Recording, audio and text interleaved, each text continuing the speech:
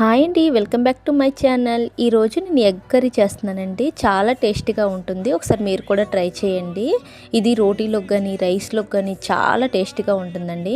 ముందుగా boiled eggs తీసుకోండి. కొంచెం ఆయిల్ హీట్ ఎక్కాక దాంట్లో వేసుకోండి. ఒక్కొక్కటిగా వేసుకొని పసుపు, ఉప్పు, కారం అన్నీ వేసుకొని శుభ్రంగా కలుపుకోండి. ఇలాగా మసాలా ఎగ్స్కి పట్టే వరకు వేయించుకొని పక్కన పెట్టుకోండి. ఇంకొక కడాయి పెట్టుకొని అందులో ఆయిల్ హీట్ ఎక్కాక ఆవాలు, జీలకర్ర, పచ్చిమిర్చి, ఉల్లిపాయ వేసుకొని శుభ్రంగా వేయించండి. కొంచెం సాల్ట్ కూడా వేసుకోండి, ఎందుకంటే ఆనియన్స్ త్వరగా వేగడానికి. దాని తర్వాత పసుపు వేసుకొని అవి కూడా వేగాలి. నేను టమాటా ప్యూరీ చేసుకున్నానండి. టమాటా ప్యూరీ కూడా దీంట్లో వేసి ఒకసారి కలుపుకోండి. అంతేనండి. ఇలా కొంచెం మరుగుతూ ఉంటుంది కదండి, కొంచెం పచ్చివాసన పోవాలి టమాటా అనమాట.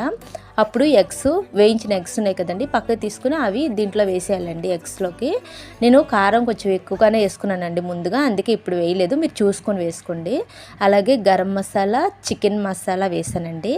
వేసి శుభ్రంగా కలుపుకోండి. మీకు గ్రేవీ ఎక్కువ కావాలంటే వాటర్ యాడ్ చేసుకోండి. వాటర్ యాడ్ చేసుకున్నాక మూత పెట్టుకోండి. ఇది పచ్చివాసన పోయి ఇలా పైకి ఆయిల్ తేలేంత వరకు మరిగించుకోవాలండి. గ్రేవీ చిక్కబడుతుంది. అంతేనండి. కొత్తిమీర వేసి టేస్టీ ఎగ్ కర్రీ.